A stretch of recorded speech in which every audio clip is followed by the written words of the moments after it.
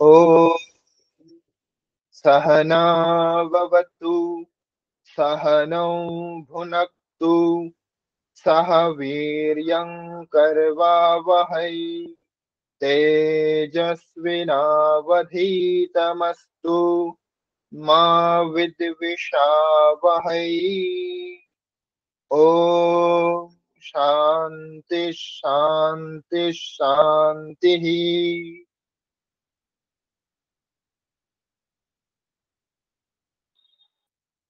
সকলকে নমস্কার করে আমি আজকের ক্লাস শুরু করছি। আজকে আমরা পড়ব পদম। সংস্কৃত ভাষাতে পদ কাকে বলে বা পদ কত রকমের হতে পারে এটি আমরা আজকে পড়ব।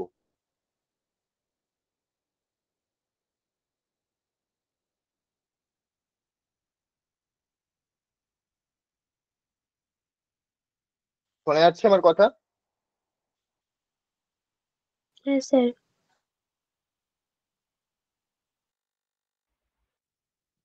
ঠিক, তাহলে আজকে আমরা পদ কাকে বলে বা পদ কত রকমের হয় সেই বিষয়ে আমরা পড়ব।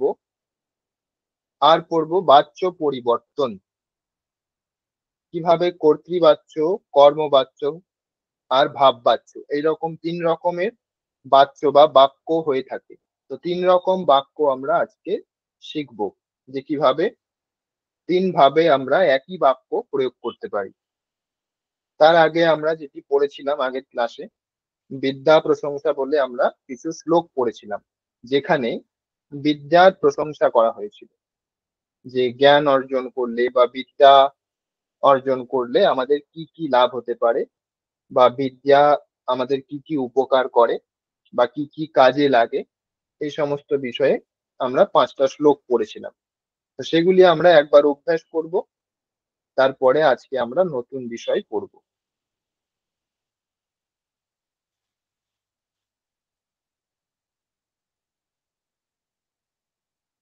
তো এগুলি আমরা পাঠ করেছিলাম আগের দিন, অর্থ বুঝেছিলাম এবং প্রতিটি শব্দ ধরে ধরে আমরা বিভক্তি বা কোন ক্রিয়া কি অর্থ ইত্যাদি আমরা জেনেছিলাম। তো সেগুলি একবার অভ্যাস করব। তো একটি করে আপনাদের মধ্যে থেকে কেউ একজন পাঠ করুন আর অর্থ বলুন, সহজ অর্থ, সরল ভাষায় বলুন, সংক্ষেপে বলুন। বলবি প্রথম লোক?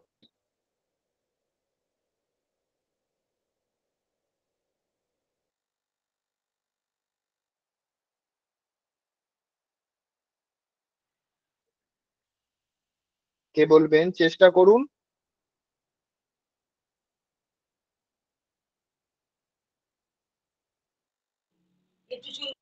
মুগ্ধা বলুন।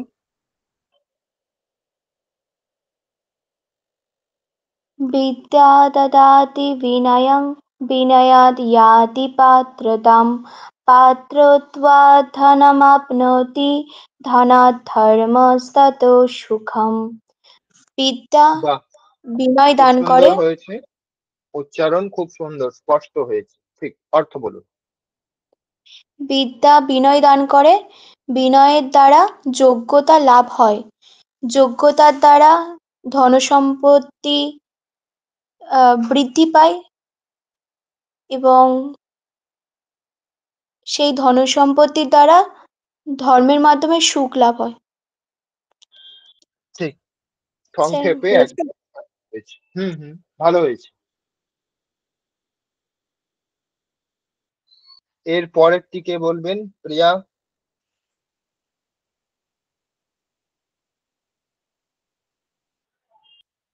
এর পরের শ্লোকটি চেষ্টা করুন, কে বলবেন?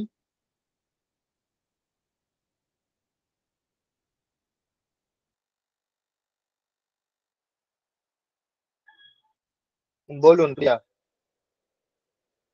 न चौरहार्यं न च राजहार्यं न भ्रातृभाज्यं न च भाटकरी वैकृते वर्धते एव नित्यं विद्याधनं सर्वधनप्रधानम्।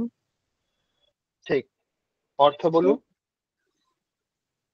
না চোর বিদ্যা চোর হরণ করতে পারে, না রাজা হরণ করতে পারে, আর না ভাইয়ের ভাইয়ের ভাইদের দ্বারাও ভাগ করা যায় না, আর না এটা কোনো ভার বহন করে, আর বিদ্যা ব্যয় করাও যায় না।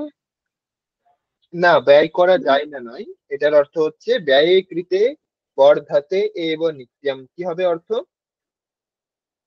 ব্যয় করলে এটা মানে শেষ হয়ে যায় না, ঠিক, এটা বর্ধাতে মানে বৃদ্ধি ব্যয় পায়। করলে আরো বাড়ে। ঠিক ঠিক।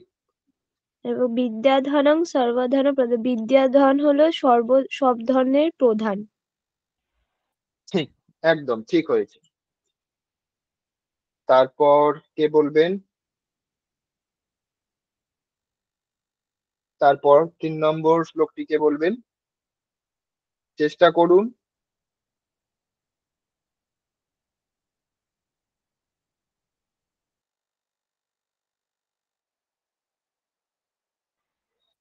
চেষ্টা করুন, একটু আধটু ভুল হলে কোনো অসুবিধা নেই, চেষ্টা করুন।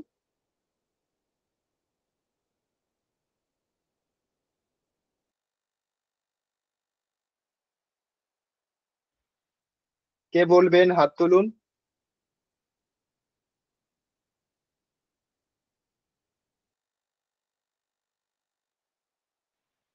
দীপ্তি, চেষ্টা করুন।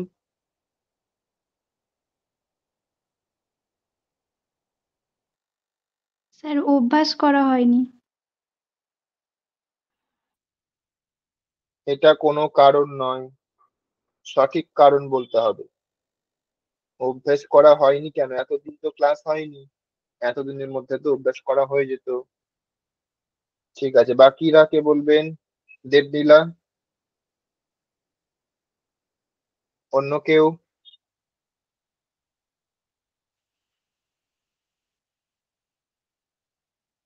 স্নিগ্ধা? স্যার পারবো না ঠিক। হুম,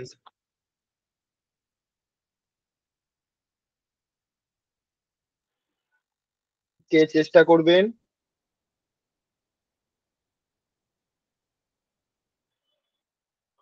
সোনালি, সানন্দা বলুন।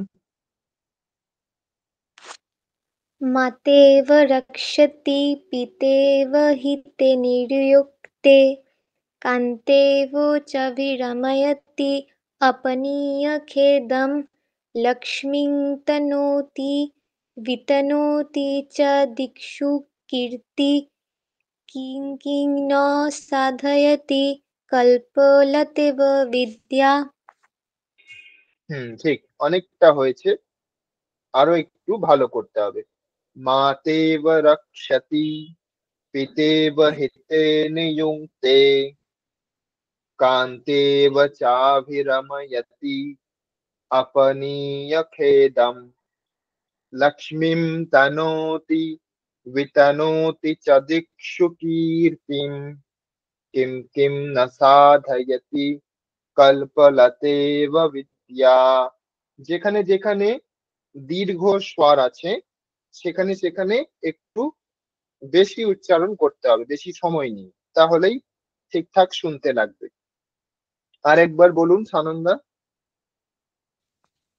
मातेव रक्षति पितेव हिते नियुक्ते कान्तेव चाविरमयति अपनीयखेदं लक्ष्मीं तनोति वितनोति च दिक्षु कीर्तिं किं किं न साधयति कल्पलतेव विद्या।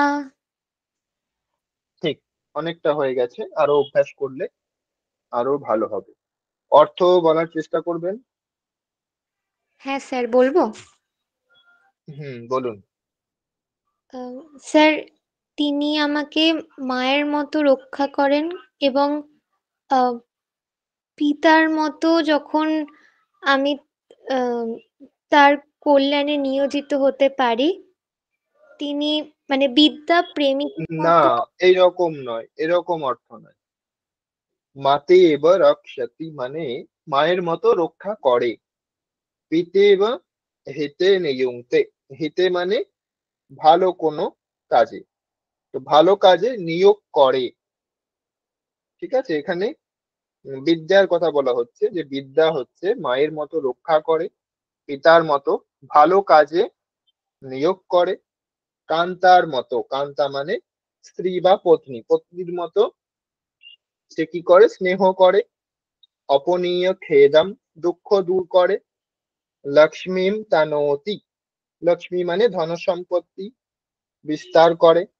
বিতানয়তি চ দিক্ষু কীর্তিম, কীর্তি মানে যশ খ্যাতি, সেটা দিক্ষু মানে চারিদিকে ছড়িয়ে দেয়, বিস্তার করে। তারপরের লাইন হচ্ছে কিম কিম না সাধয়তি মানে কি কি না সাধন করে, মানে সবকিছুই সাধন করে, বিদ্যা সবকিছুই সাধন করে। কল্পলতার মতো বিদ্যা, কল্পলতা মানে এক রকমের বৃক্ষ বা লতা, তো যেটার সামনে, যেটার কাছে চাওয়া হয় যা কিছু, সমস্ত কিছু পাওয়া যায়, তো সেই রকম বিদ্যা হচ্ছে, বিদ্যার থেকে সমস্ত কিছুই লাভ করা সম্ভব, এটা হচ্ছে অর্থ। বোঝা গেছে? হ্যাঁ স্যার। ঠিক, পরের শ্লোকটি কে বলবেন?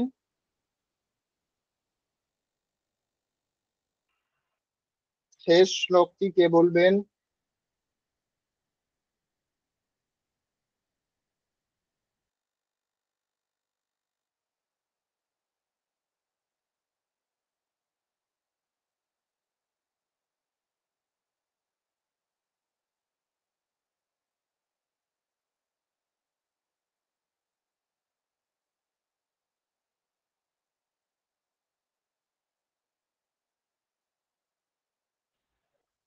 কে উচ্চারণ করবেন? চেষ্টা করুন। শ্রেয়সী,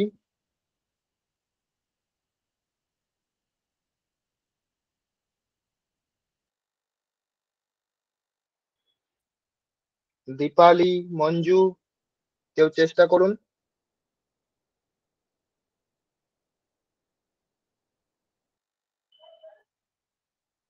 বলুন, কে বলবেন, হাত তুলুন।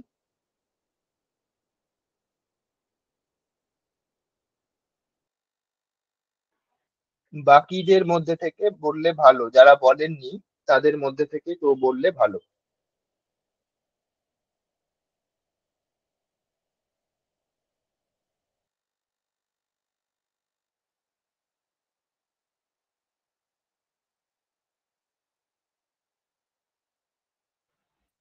হ্যাঁ, অন্তিভা বলুন। पुस्तकस्थातु यया विद्या परहस्तगतं धनं कार्यकाले समुत्पन्ने न सा विद्या न तद्धनम्। ঠিক, খুব সুন্দর হয়েছে। অর্থ? না স্যার, হবে না। ঠিক, তাহলে অর্থটা কেউ বলবেন, অন্য কেউ?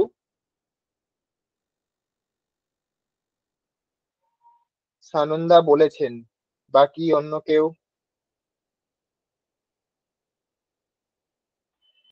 যারা বলেননি কেউ চেষ্টা করবেন।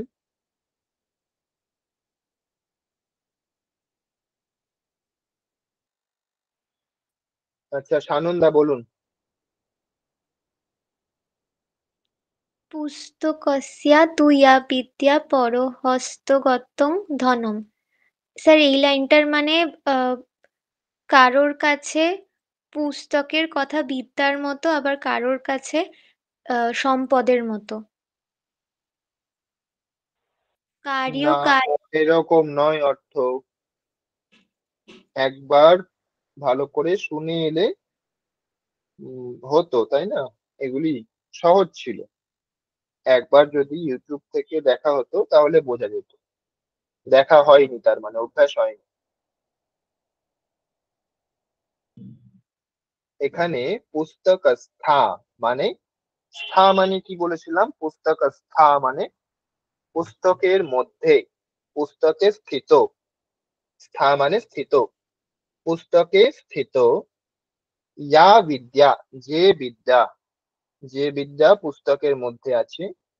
পরহস্তগতম ধনম মানে যেই ধন বা সম্পত্তি বা টাকা পয়সা পরহস্তগতম মানে পরের হাতে আছে, পরের হাতে, অন্যের হাতে, নিজের কাছে নেই, অন্যের হাতে। তো প্রথম লাইনের অর্থ কি হলো? না, পুস্তকের মধ্যে যে বিদ্যা আর অন্যের হাতে যে ধন সম্পত্তি বা টাকা পয়সা। কার্যকালে সমুৎপন্নে, কার্যকাল মানে যখন প্রয়োগ করার সময় আসে, যখন কাজে লাগানোর সময় আসে। সমুৎপন্নে মানে আসা, উৎপন্ন হওয়া। তো সেই সময় যখন আসে তখন সেই রকম বিদ্যা আমাদের কোনো কাজে লাগে না, এটাই হচ্ছে অর্থ। নাসা বিদ্যা নতদ ধনম মানে সেই বিদ্যাটা বিদ্যা নয়, সেই টাকা সম্পত্তিটা সম্পত্তি নয় আমাদের দৃষ্টিতে। কারণ পুস্তকের মধ্যে তো বিদ্যা থাকবেই, কিন্তু আমার যদি জানা না থাকে তাহলে সেটা আমার কাজে লাগবে না, সেটা এখানে বলা হচ্ছে।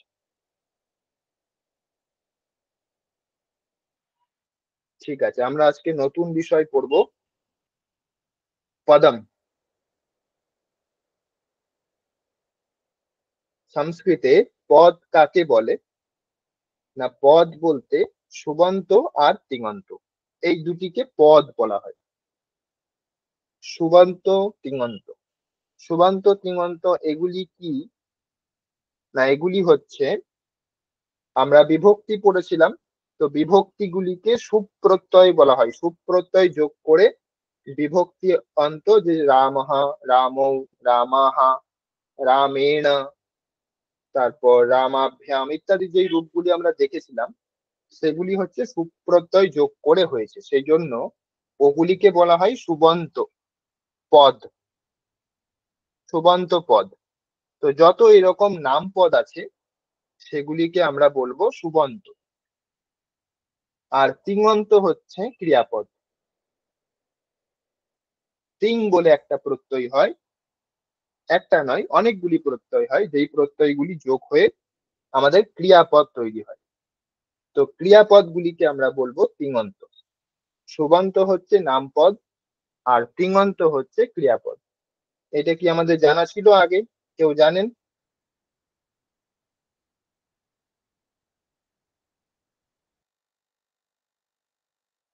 না স্যার।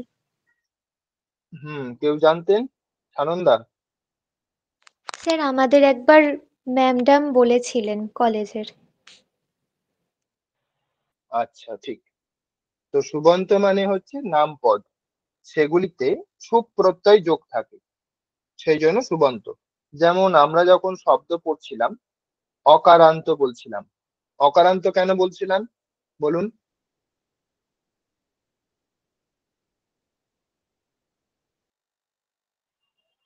দেব শব্দ অকারান্ত কেন?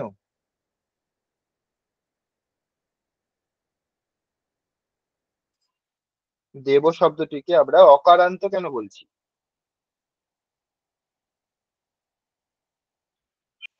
স্নিগ্ধা বলুন। দেব শব্দরূপটি নর শব্দরূপের মতন, এটি পুংলিঙ্গ। না, অকারান্ত কেন বলছি? পুংলিঙ্গ হলেই তো অকারান্ত হবে না। কবি শব্দও তো পুংলিঙ্গ, কবি শব্দও তো পুংলিঙ্গ, তাহলে সেটা তো অকারান্ত নয়। অকারান্ত কেন বলছি? স্যার তাহলে প্রথম আর এক বচনের দেব শব্দ রূপের প্রথম আর এক বচনের রূপ হয় দেবহা, ওই জন্য কি? সেটা ঠিক আছে, কিন্তু আমি বলছি এই যে অকারান্ত, এই শব্দটার অর্থটা কি, এটার মানে কি?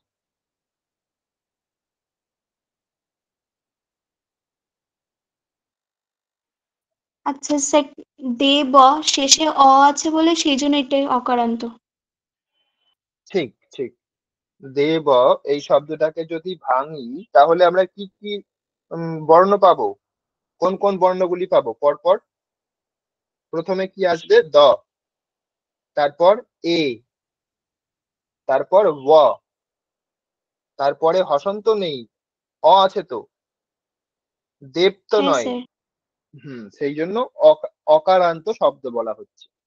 তো এই রকম যত শব্দ আছে সবগুলোকে আমরা বলি অকারান্ত। তো সেই রকমই শুভ বলে প্রত্যয়টি যাদের অন্তে থাকে সেগুলিকে সুবন্ত বলা হয়। তো যত নাম পদ আছে, রাম, শ্যাম, যদু, মধু বা কোনো বস্তুর নাম যদি হয়, সেই সমস্ত কিছু ক্রিয়াপদ বাদ দিয়ে যত রকমের নাম পদ আছে সমস্তগুলি হচ্ছে সুবন্ত, আর ক্রিয়াপদ গুলিকে আমরা বলবো তিঙন্ত। মনে থাকবে? হ্যাঁ স্যার। ঠিক, দুই রকমের পদ হয়, একটা হচ্ছে সুবন্ত, একটা হচ্ছে তিঙন্ত। ব্যাস এটুকুই মনে রাখা। এরপরে হচ্ছে তিঙন্তের দুটি ভাগ। তিঙন্তের দুটি ভাগ, কর্তরি আর একটি হচ্ছে কর্মণি অথবা ভাবে। কর্মণি আর ভাবে যে রূপটা হয় সেই রূপটা একই রকম হয়, সেজন্য এটাকে আলাদা করে দেখানো হয়নি, একসাথে দেখানো হয়। কর্তরিতে দুই রকমের হয়, পরস্ময় পদ, আত্মনি পদ। উদাহরণ কেউ বলতে পারবেন পরস্ময় পদ, আত্মনি পদের?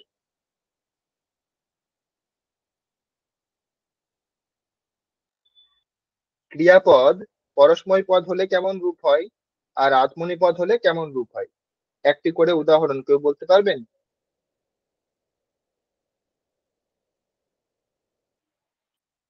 স্নিগ্ধা বলুন।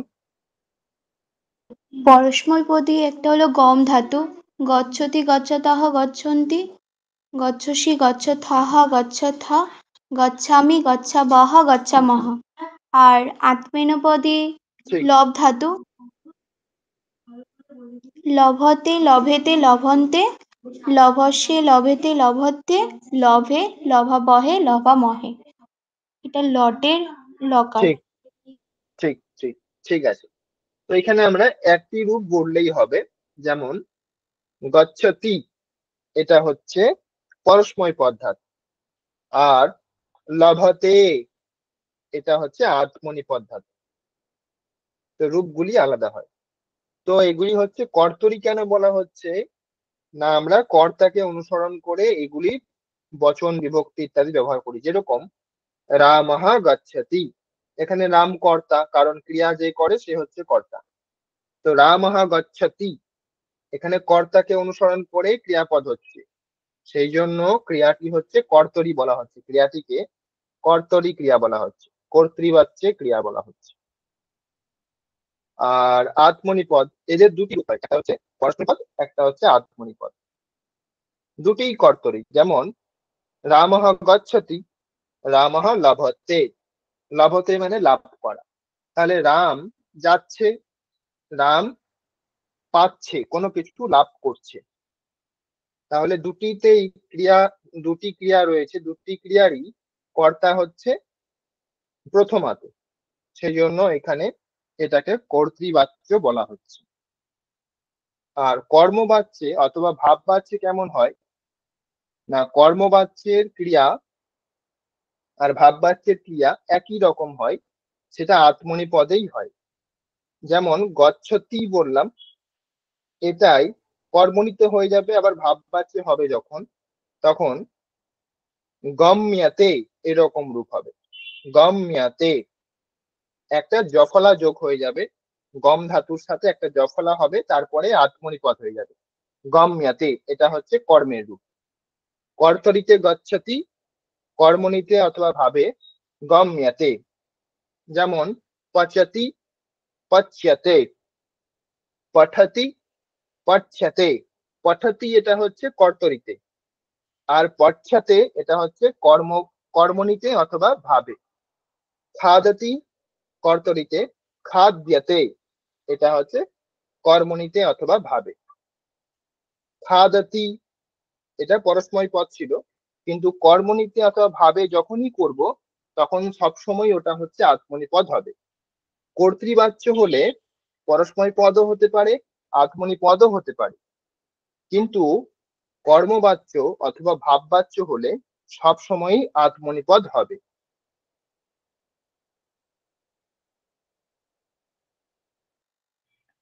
এখানে কোনো প্রশ্ন আছে কারোর?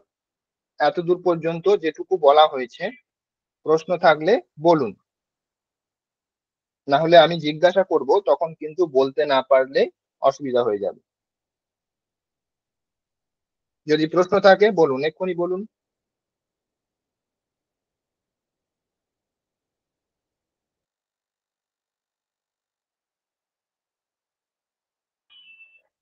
বোঝা গেছে সকলের?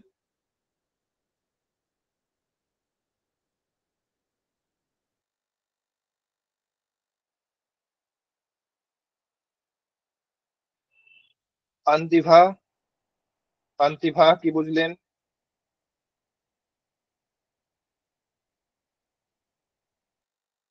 স্যার আরেকবার একটু বলবেন?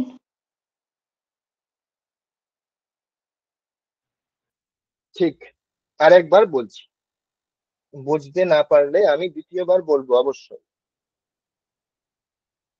পদ হচ্ছে দুই রকম, সুবন্ত, তিঙন্ত। তিঙন্ত পদ হচ্ছে দুই রকম, কর্তৃ আর কর্ম অথবা ভাব।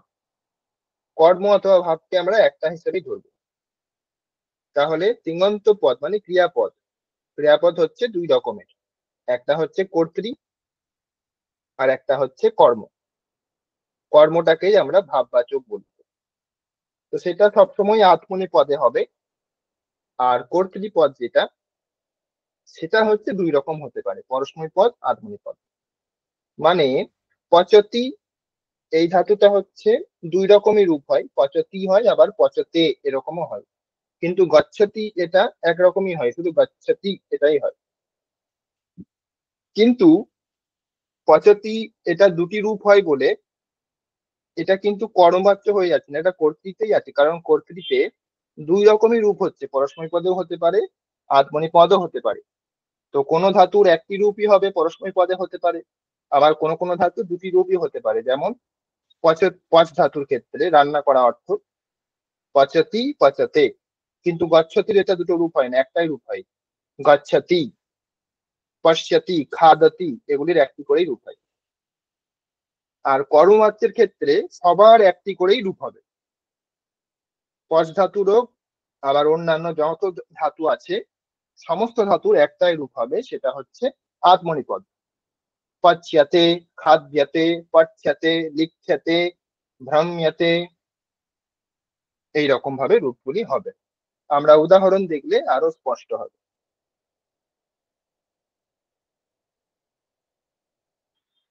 তাহলে আর দূর পর্যন্ত বোঝা গেছে?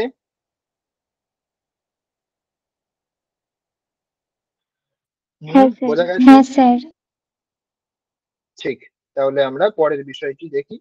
উদাহরণ দেখলে আমরা বুঝতে পারবো। আর এখানে আমরা একটু টেবিল করে নিয়েছি। সুবন্ত শুধুমাত্র বাম পাশের লাইনে, বাম পাশের কলমে যেগুলি আছে সেটা হচ্ছে সুবন্ত। আর বাকি যে তিনটি রয়েছে সেটা হচ্ছে তিঙন্তেরই, পরস্মৈ পদ, আত্মনি পদ আর কর্ম অথবা ভাবে। পরস্মৈ পদ, আত্মনি পদ এটা হচ্ছে কর্তৃবাচ্যে, আর এটা হচ্ছে আত্মনি পদ একদম ডান পাশে যেটা আছে সেটা হচ্ছে ভাববাচ্য। এটা আমরা নতুন নতুন এখন দেখছি বলে একটু কঠিন লাগবে, কিন্তু ক্লাসের শেষে এটা একদম ক্লিয়ার হয়ে যাবে।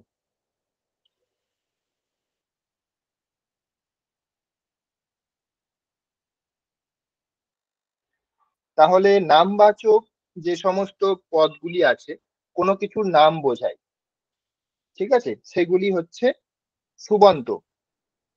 বা আমরা বলতে পারি যেগুলিতে বিভক্তি হয়, বিভক্তি যখন হয় সেগুলি হচ্ছে সুবন্ত।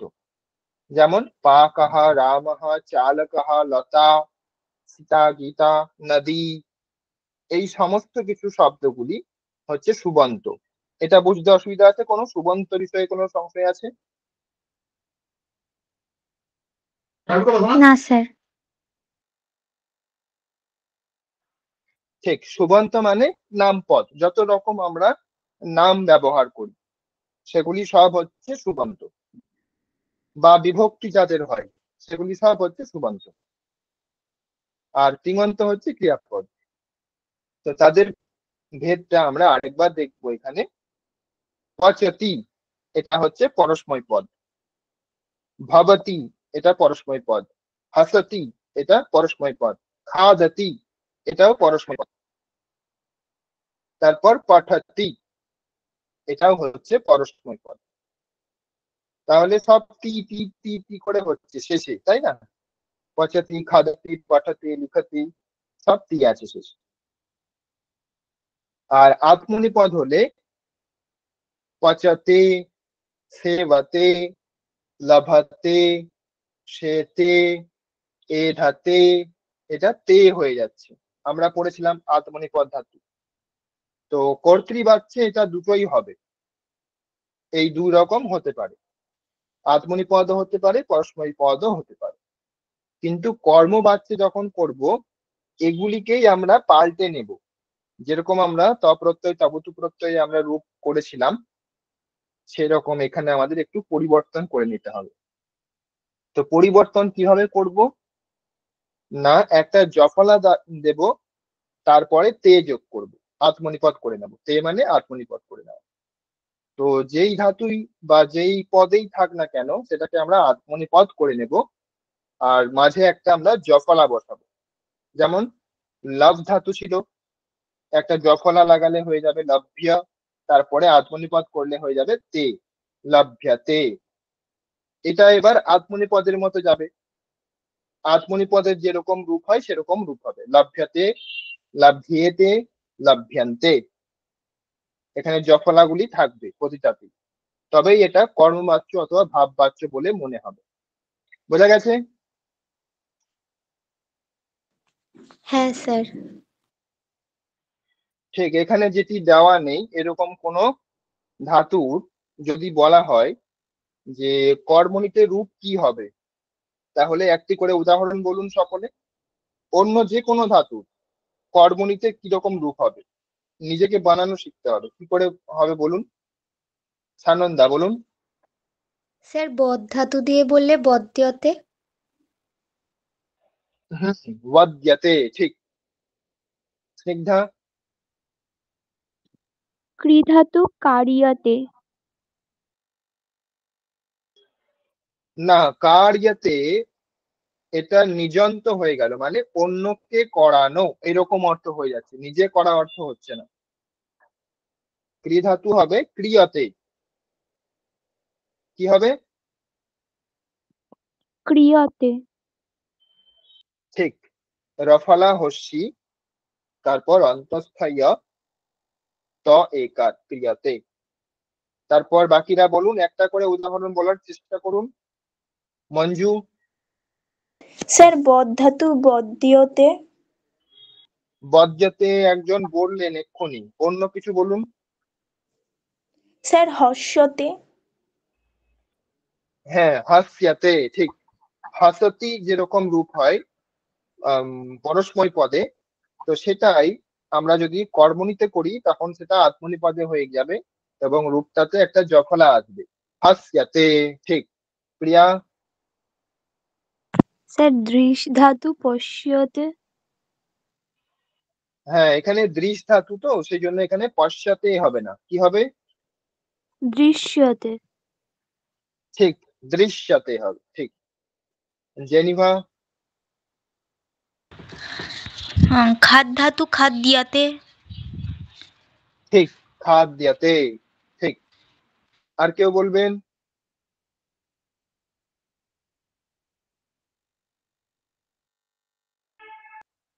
বলুন সানন্দা। স্যার নৃত্যতে। ঠিক, নৃত্যতে। নৃত্যতি হয়, সেখানে নৃত্যতে হয়ে যাবে, ঠিক। স্যার নৃত্যতেই বলেছি। সেটাই ঠিক বলেছেন। নৃত্যতি এটা হচ্ছে পরস্ময় পদ, এরকম হয়, আর সেটা আত্মনিপদে হলে নৃত্যতে এরকম রূপ হবে, ঠিক বলেছেন। আর কেউ বলবেন? মঞ্জু? স্যার লিখ্যতে। হুম, লিখ্যাতে, ঠিক। লিখতি থেকে লিখ্যাতে, এটা কর্মবাচ্য। লিখতি অথবা এই যে আমরা আত্মনিপদ পদ যেগুলি পড়েছি, পচাতে, সেবাতে, লাভাতে, এগুলি হচ্ছে কর্তৃবাচ্য। আর কর্মবাচ্য অথবা ভাববাচ্য যখন হবে তখন একটা জফলা থাকবে সবসময়, এটা মনে রাখতে হবে। একটা জফলা সবসময় থাকবে, কর্মবাচ্যে ভাববাচ্যে।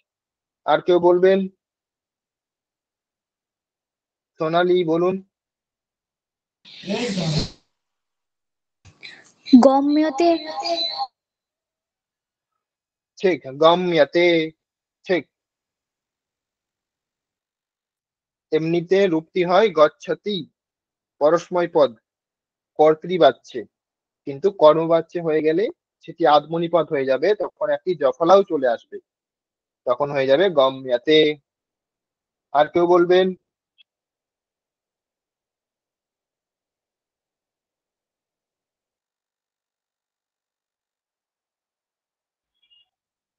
আর কেউ নতুন কিছু বলবেন?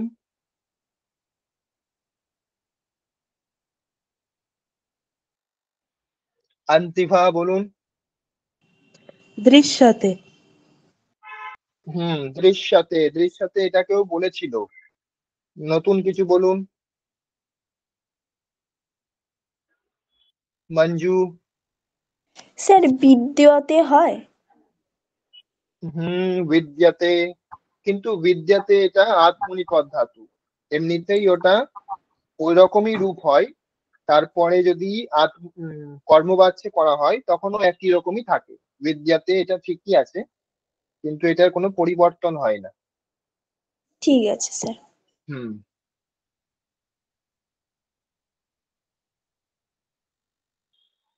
আর কেউ বলবেন?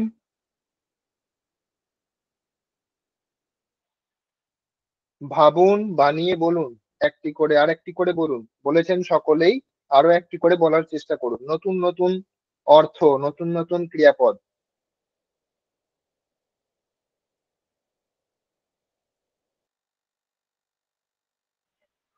বলুন। মঞ্জু? স্যার ক্রুদ্ধিয়াতে। ঠিক, ক্রুদ্ধাতে, ঠিক।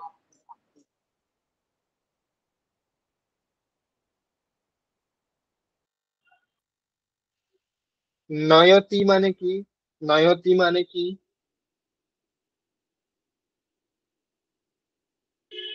নেওয়া। হ্যাঁ, ঠিক, নিয়ে যাওয়া, নেওয়া নয়, নিয়ে যাওয়া। তো এটা যদি করা হয় কর্মবাচ্যে তাহলে কেমন রূপ হবে? স্যার এটা নিয়তে। নিয়াতে, ঠিক। দিদি কি হবে? নিয়াতে। পিবতি, এটা কি হবে? জেনিভা বলুন। রুচ ধাতু, রুচ্যতে। ঠিক, রুচ্যাতে। সানন্দা? স্যার আপনি যেটা বললেন পিপ ধাতুর পিবতে।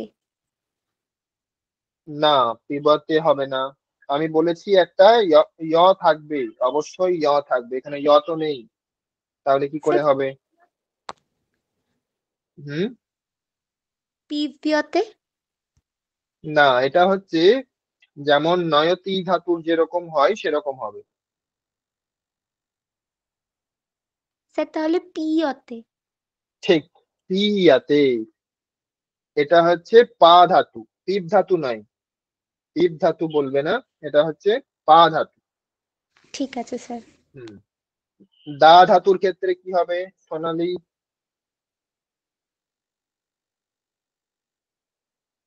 স্যার একটু আরেকবার বলুন। দা ধাতুর ক্ষেত্রে কি হবে? দা, দদাতি।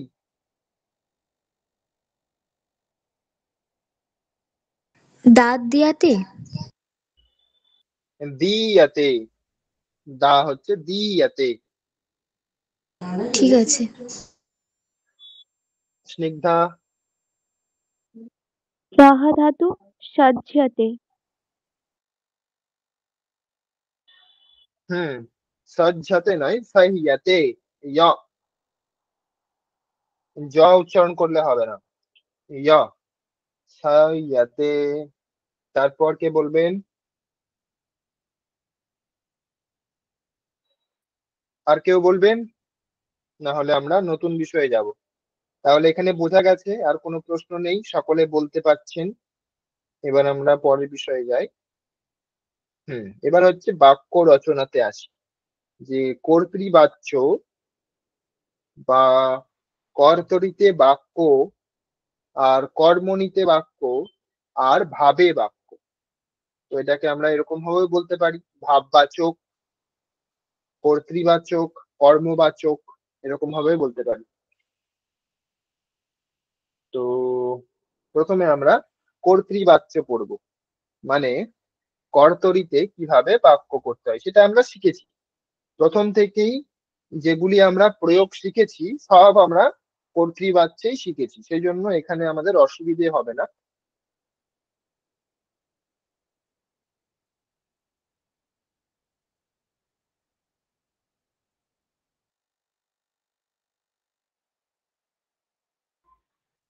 শুধুমাত্র আমরা এতদিন নিয়ম না জেনে প্রয়োগ করেছি, এবার নিয়মটিকে একটু বেঁধে নেবো আমরা। যে বাক্য আমরা প্রয়োগ করেছি এতদিন, সেটা আমরা নিয়ম জেনে আরো সুবদ্ধ করে নেব। যেমন প্রথম নিয়ম হচ্ছে যে যখন আমরা কর্তৃবাচ্যের রূপ ব্যবহার করে বাক্য রচনা করা হয়, আমরা যখন করি তখন তিনটি নিয়ম মেনে চলতে হয়। তিনটি নিয়মের মধ্যে প্রথম নিয়মটি হচ্ছে কর্তা প্রথমা বিভক্তিতে হবে। কর্তৃবাচ্য মানে কর্তা হচ্ছে প্রথমা বিভক্তিতে থাকবে, সেই জন্যই এটাকে কর্তৃবাচ্য বলা হচ্ছে। তো দ্বিতীয় নিয়ম কি? দ্বিতীয় নিয়ম হচ্ছে কর্ম দ্বিতীয়াতে থাকবে। কর্ম দ্বিতীয়াতে থাকবে এবং ক্রিয়াপদ, ক্রিয়াপদের যে পুরুষ বচন সেটা কর্তৃপদের পুরুষ বচন অনুসারে হবে। ক্রিয়া যেহেতু কর্তৃপদের পুরুষ বচনকে অনুসরণ করছে, সেই জন্য এটাকে কর্তৃবাচ্য বলা হচ্ছে বা কর্তরিতে বাক্য বলা হচ্ছে। প্রথমা বিভক্তিতে বিদ্যমান পদের পুরুষ ও বচন অনুসারে হবে। এটা খুব সহজ, আমরা যেমন প্রয়োগ করেছি সেরকম। তো এখানে উদাহরণ একটি যদি আমরা নিই, উদাহরণ এখানে লেখা আছে যে রামঃ নদীম পশ্যতি। রামঃ নদীম পশ্যতি, এখানে রামঃ এটা কর্তা, ক্রিয়া যে করে সে হচ্ছে কর্তা। তো এখানে রাম দেখছে, সেই জন্য রাম এখানে কর্তা, এখানে প্রথমাতে আছে সেই অনুসারে। আর রাম হচ্ছে আমি শব্দ আর তুমি শব্দ নয়, মানেই এটা প্রথম পুরুষ। যদি আমি দিয়ে কোনো কিছু থাকতো তাহলে সেটা হতো আমি আমরা, যদি থাকতো তাহলে হতো উত্তম পুরুষ, তুমি তোমরা হলে মধ্যম পুরুষ। তো এই দুটি বাদ দিয়ে যা হয় সমস্ত কিছু হচ্ছে প্রথম পুরুষ, সেই জন্য এখানে রাম শব্দটা হচ্ছে প্রথম পুরুষ, সেই জন্য পশ্যতি হয়েছে, পশ্যসি হয়নি, পশ্যামি হয়নি। তো কর্তাকে অনুসরণ করে হচ্ছে বলে এটা কর্তৃবাচ্য পদ। আর এখানে কর্ম হচ্ছে দ্বিতীয়াতে থাকবে। বোঝা গেছে নিয়ম? হ্যাঁ স্যার। ঠিক। তাহলে একটি উদাহরণ দিয়ে নিয়মগুলিকে ব্যাখ্যা করতে হবে। কে বলবেন? আনন্দা বলুন আগে। শ্যামঃ ফলম খাদতি। ঠিক, শ্যামঃ ফলম খাদতি। এবার তিনটি নিয়ম যেটা আছে সেগুলি ব্যাখ্যা করতে হবে এই উদাহরণের মাধ্যমে।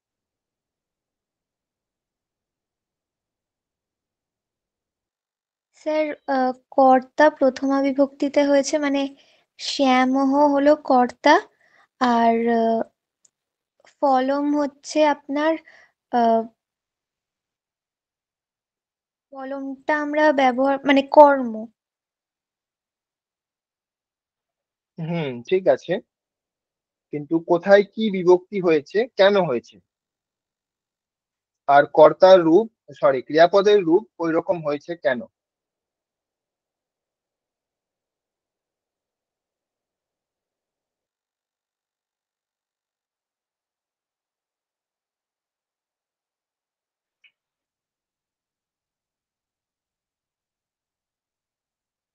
ক্রিয়াপদ কোন পুরুষে হয়েছে, ক্রিয়াপদ স্যার প্রথম পুরুষে। প্রথম পুরুষে হয়েছে, কেন হয়েছে। স্যার যেহেতু এখানে প্রথম পুরুষের এক বচন, আর যেহেতু কর্তা প্রথমা বিভক্তিতে এক বচন হয়েছে, আর প্রথমা বিভক্তিতে বিদ্যমান পদের পুরুষ বচন অনুসারে হবে, মানে 3 নম্বর নিয়মটি মেনে হয়েছে এটা। ঠিক, তাহলে এখানে পুরুষ বোঝার নিয়ম কি, এখানে শ্যামহা এটা প্রথম পুরুষ কেন। স্যার কারণ আমাদের মানে বাচ্চ শেখার নিয়মেই বলা আছে যে কর্তা প্রথমা বিভক্তিতে হবে। হ্যাঁ, প্রথম বিভক্তি ঠিক আছে, কিন্তু ক্রিয়া যে প্রথম পুরুষে করলাম আমরা আমরা পঠাসি অথবা পঠামি না বলে পঠাতি বা খাদতি বললাম, কেন সেটা। পঠাসি কখন হয়, পঠামি কখন হয়, সেটা বাদ দিয়ে কেন শুধুমাত্র পঠতি হলো এখানে, বা খাদতি কেন হলো। স্যার যেহেতু এখানে শ্যাম হচ্ছে মানে এখানে আমরা স্যার জানি পঠ সি হয় মধ্যম পুরুষে, আর প্রথম পুরুষে সবসময় আহ হচ্ছে তি তি ত সন্তি এইটা হয়। এখানে বলতে হবে এরকম হবে যে এটা হচ্ছে আমি, আমরা, তুমি, তোমরা, এইটা বাদ দিয়ে হচ্ছে শ্যাম শব্দ আসে। শ্যাম শব্দটি এখানে আমি, আমরা বা অসমত শব্দ নেই, বা ইউষ্মৎ শব্দ নয়। অসমত শব্দ, ইউষ্মৎ শব্দ বাদ দিয়ে যা কিছু শব্দ আছে সমস্ত শব্দ হচ্ছে প্রথম পুরুষ, এটা বলতে হবে, এটুকু বললেই হবে। ঠিক ঠিক আছে আছে। স্যার। হুম, স্নিগ্ধা বলুন। রাম বেদ পাঠ করে, এখানে হবে রামঃ বেদ পাঠং করতি। রাম এখানে প্রথমার এক বচন হবে, বেদ পাঠটা হবে কর্ম, আর ক্রি ধাতু ক্রিয়াপদ। এখানে ক্রি ধাতু হচ্ছে ক্রিয়াপদ। ঠিক, এখানে এটা কর্তৃবাচ্য কিভাবে বুঝবো। কারণ কর্তায় প্রথমার আছে রামঃ, সেই অনুসারে করতি প্রথমার এক বচনই আছে। ঠিক, কর্তৃবাচ্য বোঝার নিয়ম হচ্ছে কর্তা প্রথমাতে থাকবে, কর্তা অনুযায়ী ক্রিয়া হবে। ঠিক, আর কর্তা অনুসারে ক্রিয়া হবে। ঠিক, কর্তা প্রথমাতে থাকবে এবং কর্তা অনুসারে ক্রিয়া হবে, এটা হচ্ছে কর্তৃবাচ্যের নিয়ম। আর কেউ বলতে চান।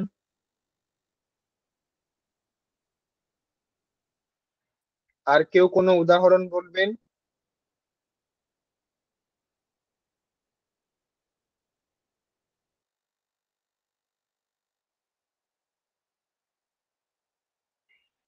বলবেন কোনো উদাহরণ।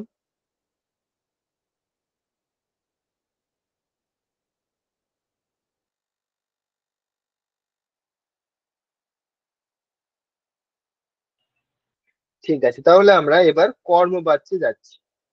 কর্তৃবাচ্য সহজ, আমরা আগে থেকেই পড়ে এসেছি। এবার আমরা কর্মবাচ্যে যাচ্ছি।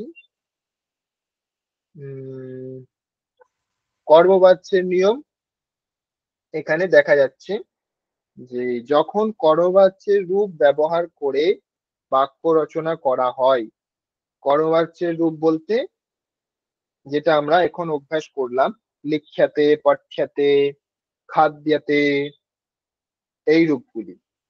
তো এই রূপগুলি যখন আমরা ব্যবহার করব তখন কিভাবে ব্যবহার করতে হয় না, কর্তা তৃতীয়া বিভক্তিতে হবে, মানে দেব শব্দ হলে দেবে না, কবি শব্দ হলে কবি না, লতা শব্দ হলে লতয়া, নদী শব্দ হলে নদ্যা, এই রকম রূপগুলি হবে। তৃতীয়াতে ব্যবহার করতে হবে, কর্তা হয়ে যাবে তৃতীয়া, কর্ম হয়ে যাবে প্রথমাতে।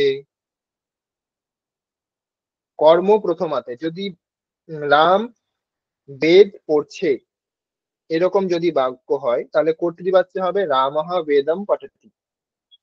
তো সেটাই কর্মবাচ্যে হয়ে যাবে রামেণ, তৃতীয়া হয়ে যাবে কর্তা। আর বেদম ছিল সেটা প্রথমাতে হয়ে যাবে বেদাহ, তারপর পাঠ্যতে, এরকম রূপ হয়ে যাবে। আর তৃতীয় নিয়মটি কি আছে, ক্রিয়াপদের পুরুষ বচন কর্মপদের পুরুষ ও বচন অনুসারে হবে, কর্মকে অনুসরণ করবে, সেই জন্যই এটাকে কর্মবাচ্য বলা হচ্ছে। কর্মবাচ্য এই জন্যই বলা হচ্ছে কারণ ক্রিয়া কর্মকে অনুসরণ করে হবে, কর্তাকে অনুসরণ করবে না। এখানে কর্ম প্রথমাতে থাকবে, সেই জন্য কর্মকে অনুসরণ করে ক্রিয়া হবে। কর্তৃবাচ্যে কর্তা প্রথমাতে থাকে, সেই জন্য কর্তাকে অনুসরণ করে ক্রিয়া হয়। এটা কর্মবাচ্য, কর্ম প্রথমাতে থাকবে, তাকে দেখে ক্রিয়া হবে। রামেণ নদী দৃশ্যতে, এটা হচ্ছে একটা উদাহরণ দেওয়া আছে যে রামের দ্বারা নদী দেখা হচ্ছে, এটার অনুবাদ এরকম হবে, রামের দ্বারা নদী দেখা হচ্ছে। রাম নদী দেখছে এরকম বললে কিন্তু হবে না, সেটা কর্তৃবাচ্যের অনুবাদ। কর্মবাচ্যের অনুবাদ এরকম হবে, রামের দ্বারা নদী দেখা হচ্ছে। রামেনা, এখানে তৃতীয়া হয়েছে কর্তাতে, নদী এখানে প্রথমা হয়েছে, দ্বিতীয়া হবে না, দ্বিতীয়া হলে সেটা কর্তৃবাচ্য হয়ে যাবে। নদী এখানে প্রথমা হয়েছে, কর্মবাচ্য যেহেতু সেই জন্য কর্মে প্রথমা হয়েছে, তাকে অনুসরণ করে ক্রিয়াপদ দৃশ্যতে, দৃশ ধাতু দৃশ্যতে, এটাও এক বচনে হয়েছে কারণ নদী এখানে একটা আছে। এখানে যদি দেবৈহি থাকতো বা বালকৈহি থাকতো, বালক শব্দ যদি বহু বচনে থাকতো, কিন্তু তৃতীয়াতে আছে আছে যেহেতু, সেই জন্য তাকে অনুসরণ করে ক্রিয়াপদ হবে না, ক্রিয়াপদ হবে সবসময় প্রথমাকে অনুসরণ করে। আর এখানে প্রথমা আছে নদী শব্দ, সেই জন্য নদী যদি বহু বচন হয় তবেই দৃশ্যতে এটা বহু বচন হবে, কর্তার বহু বচনে এখানে বহু বচন হবে না, এখানে কর্মের বহু বচন হলে তবেই বহু বচন হবে। যেহেতু এটা কর্মবাচ্য বাক্য, সেই জন্য ক্রিয়া সবসময় কর্মকে দেখে হবে। নিয়ম বোঝা গেছে? হ্যাঁ স্যার। হ্যাঁ স্যার। আর একবার বলতে হবে, না স্যার। বাকিদের মধ্যে আর একবার বলতে হবে, বাকিরা বুঝেছেন?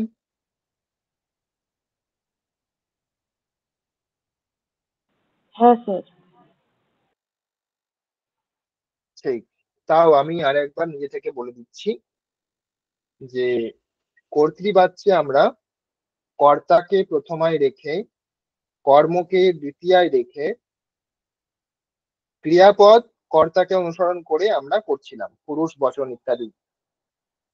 কিন্তু কর্মবাচ্যের ক্ষেত্রে কর্ম হচ্ছে প্রথমাতে হবে আর কর্তা তৃতীয়াতে হবে, আর ক্রিয়াপদ কর্মকে অনুসরণ করে হবে, কর্ম প্রথমাতে থাকবে, কর্মকে অনুসরণ করে ক্রিয়াপদ হবে। স্পষ্ট? তাহলে এবার একটি করে উদাহরণ দিয়ে এটাকে ব্যাখ্যা করতে হবে।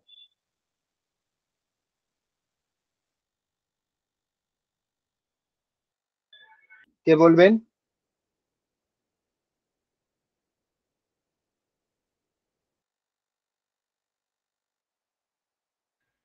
জেনিভা বলুন। विद्यासागरेण विधवा विवाह प्रचलिताः।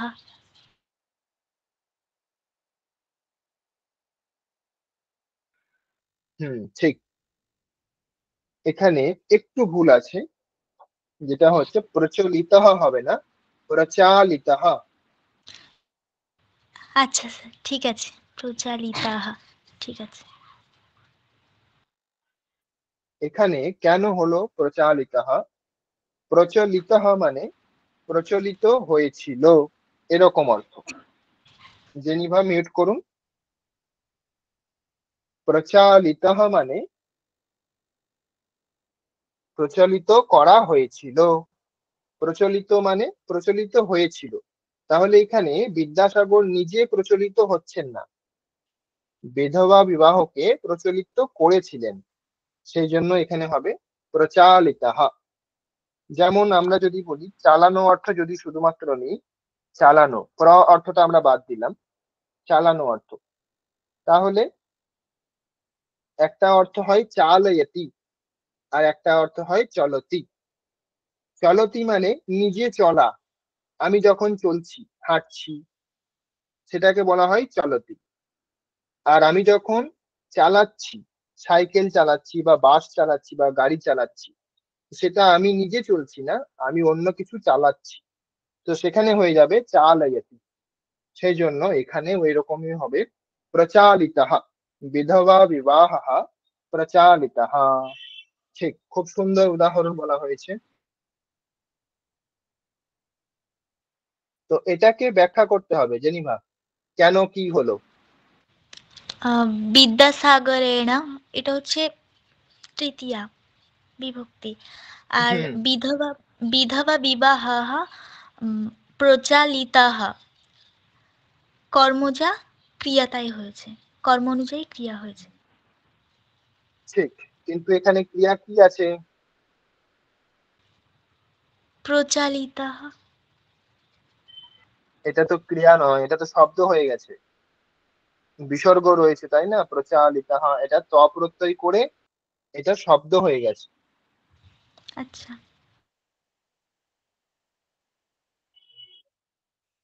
কিন্তু ঠিক আছে, এখানে ক্রিয়া নেই, কিন্তু ক্রিয়ার অর্থ বলার জন্য একটা শব্দ আছে। ঠিক আছে, ক্রিয়া আছে এরকম বাক্য বললে ভালো। কে বলবেন? স্নিগ্ধা বলুন।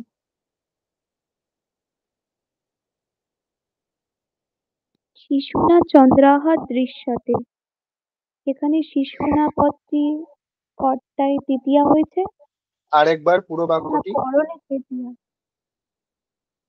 শিশুনা চন্দ্রাহ দৃশ্যতে, ঠিক, শিশুনা এখানে তৃতীয়া হয়েছে, এখানে ক্রিয়াপদ দৃশ্যতে সেটা কর্ম অনুযায়ী হয়েছে, কর্ম এখানে চন্দ্রাহ। ঠিক।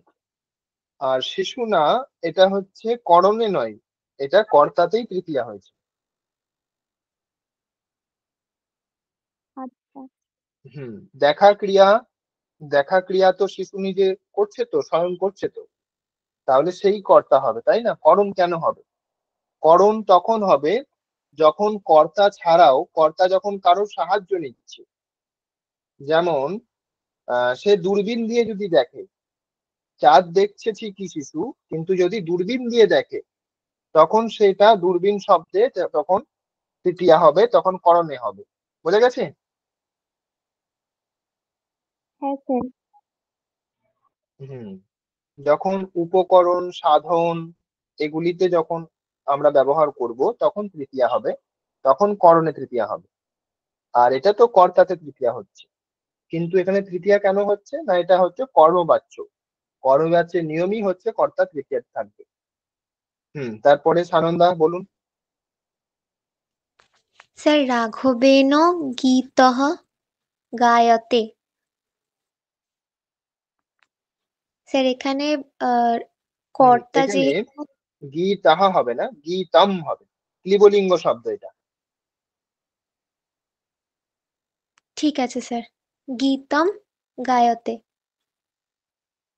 স্যার এখানে কর্তা তৃতীয়া গায়তে, গায়তে এটা হবে না, পা ধাতুর মতো হবে, তাহলে কেমন হবে? গীয়তে। ঠিক, গীয়তে, ঠিক। বলুন এবার। স্যার এখানে কর্তা তৃতীয়া বিভক্তিতে হয়েছে, সেটা হচ্ছে রাঘবেন। আর কর্ম মানে কর্ম প্রথমা বিভক্তিতে হয়েছে, মানে গীতম। সরি স্যার, হ্যাঁ, গীতম প্রথমা বিভক্তিতে হয়েছে। আর প্রথমা বিভক্তি মানে কর্মের প্রথমা বিভক্তি অনুসারে আমরা আহ, কর্মপদটাকেও আহ, সেই অনুযায়ী রেখেছি। ক্রিয়াপদটাকে। সরি স্যার, ক্রিয়াপদটাকে সেই অনুযায়ী রেখেছি। ঠিক। কর্মপদ যেহেতু এক বচনে আছে এবং সেটি প্রথমাতে আছে যেহেতু, সেই জন্য সেই অনুসারে ক্রিয়াও হবে এক বচনে এবং প্রথম পুরুষে হবে। প্রথম পুরুষ কেন হবে? স্যার যেহেতু এখানে আমি তুমি বাদে অন্য কেউ আছে সেহেতু। অন্য কেউ, অন্য কি শব্দ আছে? স্যার রাঘবেন। না, না, রাঘবেন কেন? গীতম মানে হুম, ক্লিব তো গীতম ঠিক আছে তাই। ঠিক ঠিক। ক্রিয়া যাকে অনুসরণ করে হচ্ছে তাকে সেই শব্দটাকে বলতে হবে। এখানে রাঘবেন, এখানে যাই শব্দ থাকুক না কেন ওটাকে আমি দেখবোই না, ক্রিয়ার সঙ্গে তার কোনো এখন সম্পর্ক নেই। এখন ক্রিয়ার সঙ্গে সম্পর্ক কর্মের। জেনিভা কিছু বলবেন? হ্যাঁ স্যার বলবো। বলুন। রা- রামেণ অন্যং খাদ্যতে। এখানে রাম ঠিক কর্তায় তৃতীয়া, অন্যং হচ্ছে কর্মে প্রথমা, আর খাদ্যতে ক্রিয়াপদ। ঠিক, ভালো। সোনালি বলবেন।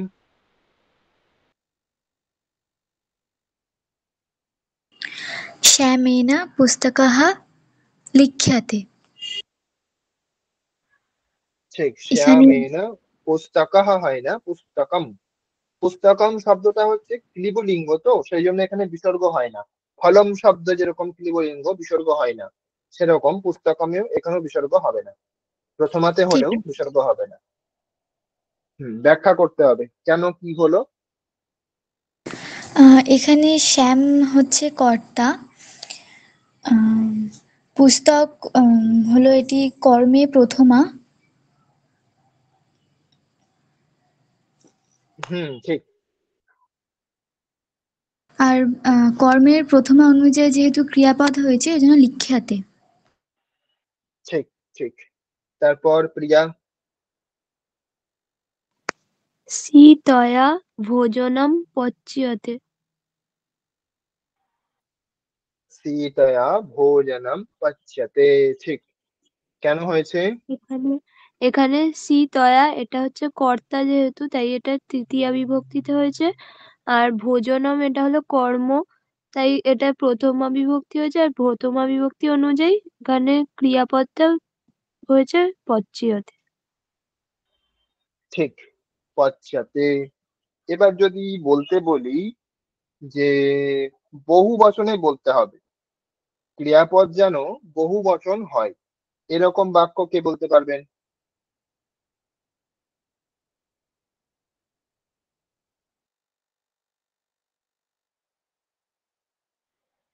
ক্রিয়াপদ যেন বহু বচনে হয় এরকম বাক্য বলতে হবে, কর্মবাচ্যে।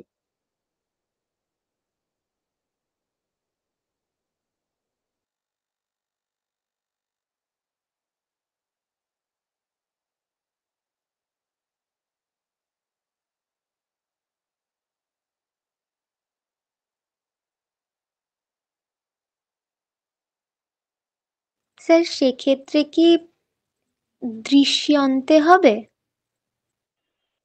হ্যাঁ, যেরকম আমরা আত্মনিপদ ধাতু যেরকম পড়েছিলাম, লাভতে লাভেতে লাভান্তে, সেই রকমই কর্মবাচ্যের যে পদগুলি হচ্ছে ক্রিয়াপদগুলি, সেগুলিও হচ্ছে আত্মনিপদের মতোই রূপগুলি হবে। সেক্ষেত্রে বহু বচনে যেরকম রূপ হয় লাভান্তে, তো এক্ষেত্রে হয়ে যাবে লাভ্যান্তে। একটা জফলা শুধু এক্সট্রা হবে।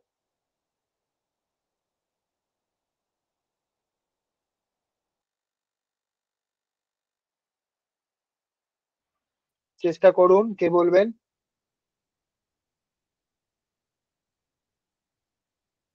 স্নিগ্ধা, প্রিয়া। স্যার এরকম হবে বালকই অন্যং খাদ্যন্তে। এখানে বালকৈহি এটা তো কর্তা, তাই না? কর্তাতে যদি আমি বহুবচন করি তাহলে তো কর্মবাচ্যে তো ক্রিয়ার বহুবচন হবে না, সেটা তো কর্তৃবাচ্যের নিয়ম হয়ে গেল। এখানে আমাকে কর্মতে বহুবচন করতে হবে। ঠিক আছে স্যার। আমাদের এখানে নিয়ম কি ছিল? কর্মকে অনুসরণ করে ক্রিয়া হবে, তাই না? তাহলে কর্মকে যদি অনুসরণ করে তাহলে ক্রিয়া ক্রিয়া তখনই বহুবচন হবে যখন কর্ম বহুবচন হবে। কর্তা বহুবচন হলে তো ক্রিয়া বহুবচন হবে না, কারণ এটা কর্মবাচ্য। সানন্দা বলুন। স্যার তাহলে কি পুরো বাক্যটা হবে রামেণ নদ্যঃ দৃশ্যন্তে? ঠিক, রামেণ নদ্যঃ দৃশ্যন্তে, ঠিক। এখানে নদীটাকে বহুবচন করতে হবে কারণ তাকে দেখেই ক্রিয়াপদ হচ্ছে। দেখে ক্রিয়াপদটা কর্ম বাচ্যকে দেখে যেহেতু ক্রিয়াপদটা হচ্ছে, তাই আমরা আহ কর্মটাকেও যদি আমরা বহু বচনে করি, ক্রিয়াটাও বহু বচনেই হবে, কিন্তু কর্তাটা একই ঠিক থাকবে। ঠিক, কর্তাকে আমরা পাল্টাতেও পারি, কিন্তু কর্তাকে দেখে কিন্তু ক্রিয়া পাল্টাবে না। হ্যাঁ স্যার। কে বলবেন?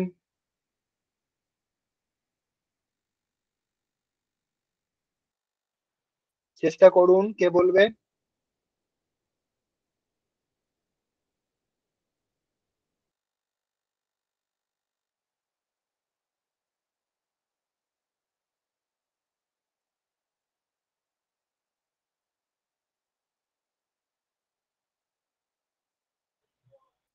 সানন্দা বলুন। স্যার শ্যামেন ফলানি খাদ্যন্তে।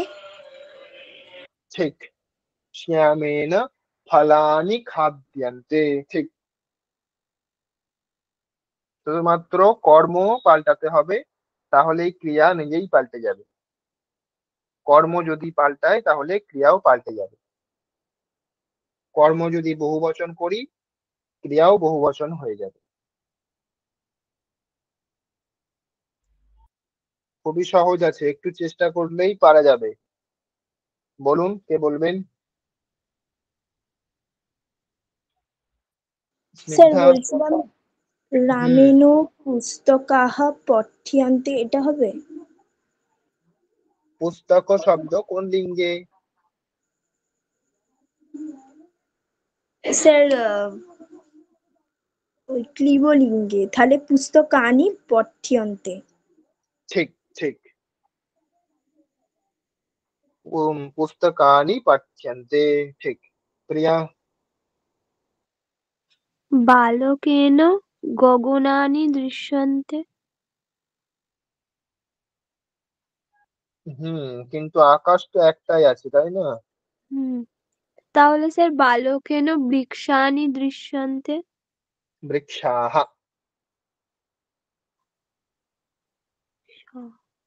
আচ্ছা, বৃক্ষ শব্দ পুংলিঙ্গ শব্দ তো, হ্যাঁ।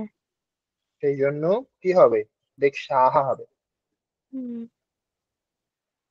ঠিক, বালকেন বৃক্ষাহ দৃশ্যন্তে, ঠিক। স্নিগ্ধা।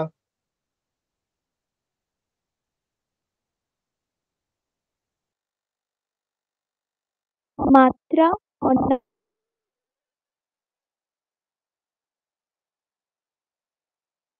পচ্যন্তে।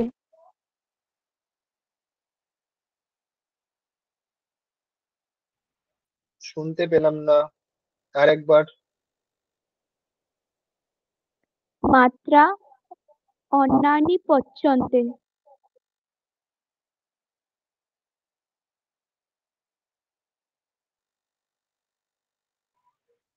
অন্যানি পচ্যন্তে, এটা ঠিক আছে, কিন্তু কর্তা কি ছিল? মাত্রা আচ্ছা, মাত্রা, ঠিক। মায়ের দ্বারা অন্ন রান্না করা হচ্ছে, ঠিক। আর কেউ বলবেন?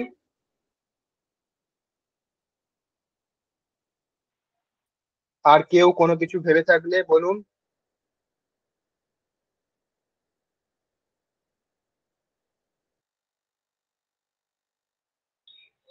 ঠিক আছে, তাহলে আমরা পরের বিষয়ে যাই, ভাব বাচ্য। ভাব বাচ্য হচ্ছে ভাব বাচ্যের প্রয়োগ। প্রিয়া কিছু বলবেন? হ্যাঁ স্যার, একটা বলবো। বলুন। নৃপেণ বস্ত্রাণি দীয়ন্তে। ঠিক, নৃপেণ বস্ত্রাণি দীয়ন্তে, ঠিক।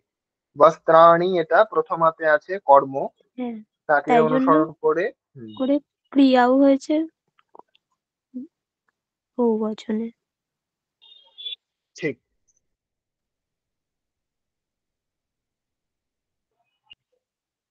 এবার আমরা ভাব বাচ্যে দেখবো। ভাব বাচ্যের নিয়ম খুবই সহজ। ভাব বাচ্য মানে ক্রিয়াবাচ্য। এখানে ক্রিয়ার অর্থটি হচ্ছে প্রধান। আমরা কর্তৃবাচ্যে দেখছিলাম যে কর্তার অর্থ প্রধান হচ্ছিল, আর কর্মবাচ্যে কর্মের অর্থটা প্রধান হচ্ছিল। আর ভাব বাচ্য মানে হচ্ছে ক্রিয়াবাচ্য, ক্রিয়াবাচক। এখানে ক্রিয়ার অর্থটি হচ্ছে প্রধান। তো এখানে কর্মও হচ্ছে প্রথমাতে থাকবে না, আর কর্ম তো থাকবেই না, আর কর্তা থাকলেও কর্তা হচ্ছে প্রথমাতে থাকবে না। সেই জন্য এখানে ক্রিয়া হচ্ছে নিজেই নিজেকে অনুসরণ করে একটা কোনো কিছু রূপ হয়ে যাবে।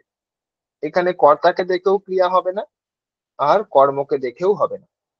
সেই জন্য এখানে ক্রিয়ার হচ্ছে প্রধানতা।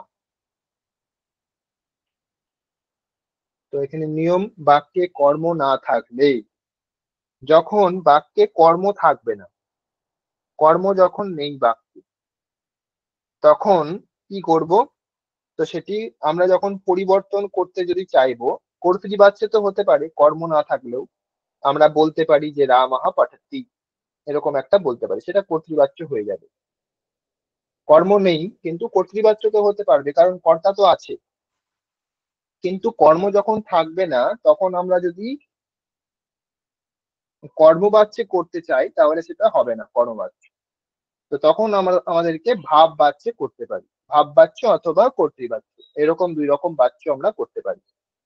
তো রামঃ খাদতি হতে পারে, অথবা রামেণ খাদ্যাতে, এইরকম দুই রকম প্রয়োগ আমরা করতে পারবো কর্ম যখন থাকবে না।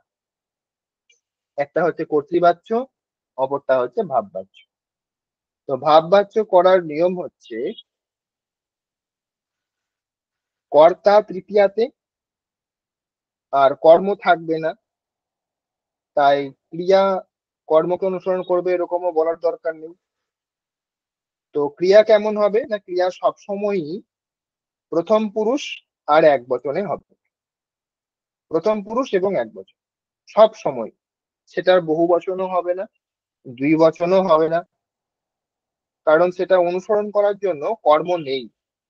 সেই জন্য ক্রিয়া সবসময় প্রথম পুরুষের এক বচনে হবে। খাদ্যাতে, লিখ্যাতে, হাস্যাতে, পাঠ্যাতে, করন্দ্যাতে ইত্যাদি যত রূপ আছে, সমস্ত রূপ ভাববাচ্যে প্রথমার এক বচনেই হবে।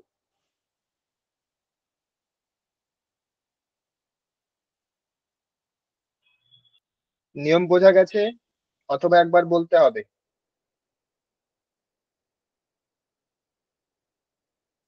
বোঝা গেছে স্যার। ঠিক। যখন কর্ম থাকবে না, তখন কর্তাকে তৃতীয়াতে রেখে আমরা ক্রিয়াপদ কর্মবাচ্যের যে রূপ হয় সেই রূপটিকেই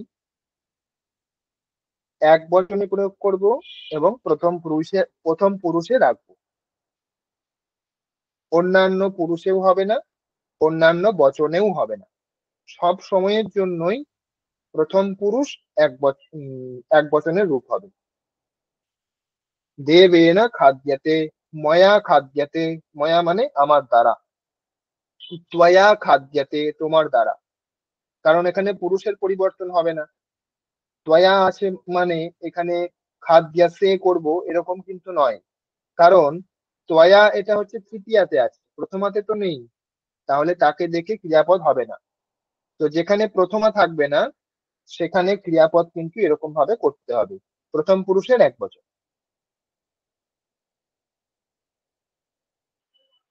বোঝা গেছে? হ্যাঁ স্যার।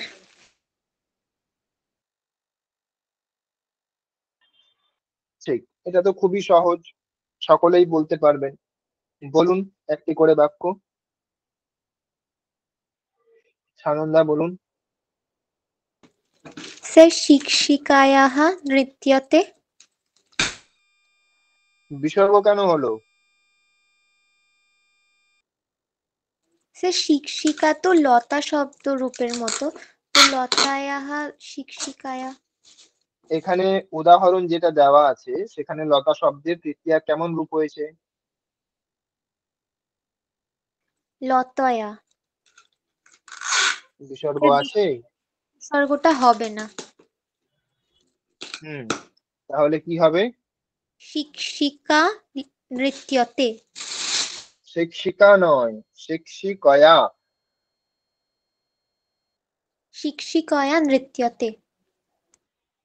ঠিক, শিক্ষিকা, এখানে আকার যেটা ছিল তার আগে একটা অন্তঃস্থ য় আসবে, অন্তঃস্থ য় আকার, শিক্ষিকয়া। লতয়া যেরকম হয়েছে সেরকম শিক্ষিকয়া। ঠিক। তারপর স্নিগ্ধা বলুন। ময়া পঠ্যতে। ঠিক, ময়া পঠ্যতে, আমার দ্বারা পড়া হচ্ছে। আমি পড়ছি এরকম অনুবাদ কিন্তু হবে না, আমার দ্বারা পড়া হচ্ছে এরকম অনুবাদ হবে। তারপর কে বলবেন? খুব সহজ, বলুন ঝটপট।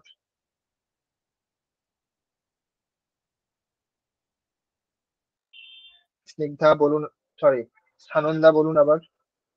স্যার বলছি, যদি আমি বলি রবীন্দ্রনাথের দ্বারা রচনা করা হচ্ছে, তাহলে রবীন্দ্রনাথেনও রচ্যতে এটা হবে। ঠিক, রচ্যতে।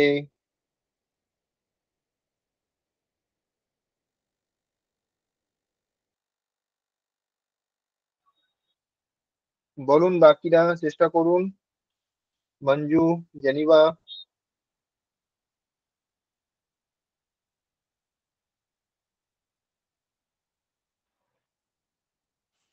খুবই সহজ নিয়ম, কর্তাকে তৃতীয়া করতে হবে, আর ক্রিয়াপদ প্রথম পুরুষের এক বচন সব সময়, ব্যাস এটুকুই, আর কিছু নেই।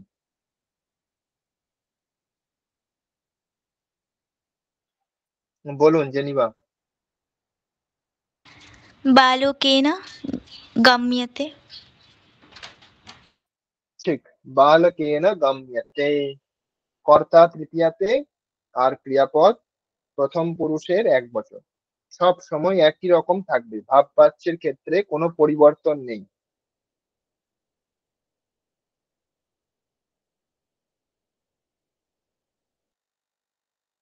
স্যার শিশুনা ক্রন্দিয়াতে এটা হবে? ঠিক, শিশু না ক্রান্তিয়াতে, অবশ্যই হবে। আর কে বলবেন?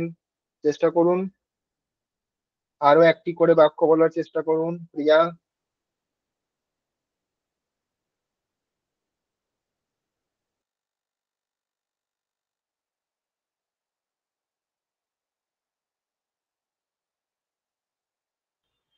বলুন সানন্দা।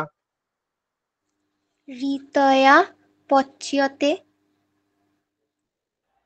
রীতয়া পাঠ্যতে। হ্যাঁ স্যার। ঠিক, রীতার দ্বারা পড়া হচ্ছে।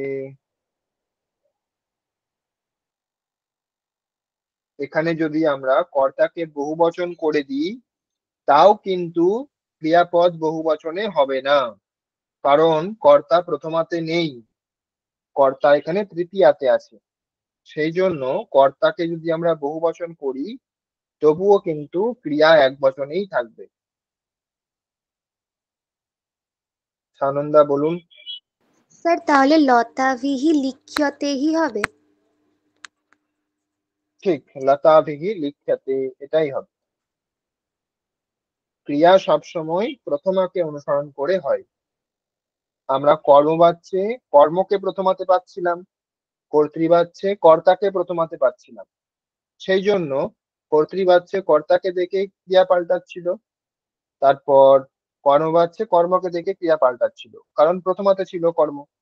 কিন্তু এখানে প্রথমাতে কেউ নেই, সেই জন্য এখানে কাউকে দেখে পরিবর্তন হবে না, ক্রিয়া নিজের অর্থেই থাকবে। সেই জন্য এখানে সবসময় একই রকমই রূপ হবে, সেটা হচ্ছে প্রথম পুরুষের একবচন।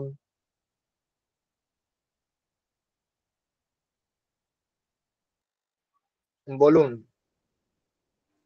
স্যার একটা বহুবচন দিয়ে শব্দ বাক্য বলবো। বলুন। আহ, রাম হই হস্যতে। রাম হই নয়, রামৈহি, রামৈহি। বলুন। রামৈ হস্যতে, রামৈহি। ঠিক, ঠিক, ঠিক, রামৈহি হাস্যতে। প্রীতি, প্রিয়া। ঋষিণা পূজ্যতে। ঠিক, ঋষিণা পূজ্যতে। ঠিক, কবি শব্দের মতো ঋষি শব্দ। তো কবি না যেরকম হয় সেরকম ঋষি না। ঋষিণা পূজ্যতে, ঋষির দ্বারা পূজা করা হচ্ছে।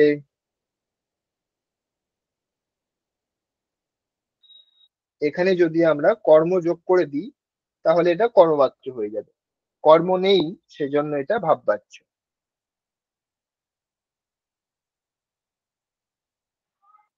ঠিক আছে, তাহলে আজকে আমরা কর্তৃবাচ্য, কর্মবাচ্য আর ভাববাচ্যের মধ্যে পার্থক্য দেখলাম। কোনো প্রশ্ন আছে কারোর? ক্লাসের শেষের দিকে চলে এসেছি আমরা, সময় নেই আর বেশি। কোনো প্রশ্ন থাকলে জিজ্ঞাসা করুন। কর্তৃবাচ্যের নিয়ম কি ছিল, কে বলবেন? হাত তুলুন।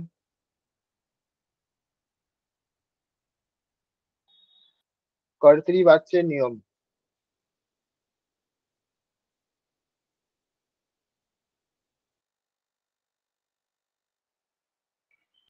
কর্তৃবাচ্যের নিয়ম কি ছিল?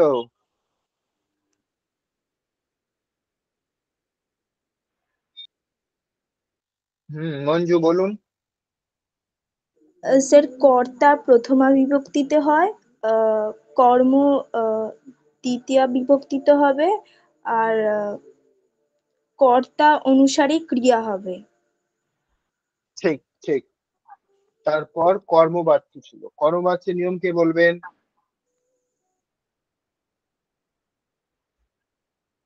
সানন্দা বলুন। স্যার কর্মবাচ্যের নিয়ম হবে কর্তা তৃতীয়া বিভক্তিতে, কর্ম হবে প্রথমা বিভক্তিতে এবং ক্রিয়াপদটা কর্ম অনুযায়ী হবে। ঠিক। প্রিয়া বলুন ভাববাচ্যের নিয়ম। এখানে কর্তা হচ্ছে তৃতীয়া বিভক্তিতে হবে আর কর্ম হচ্ছে প্রথমায় হবে।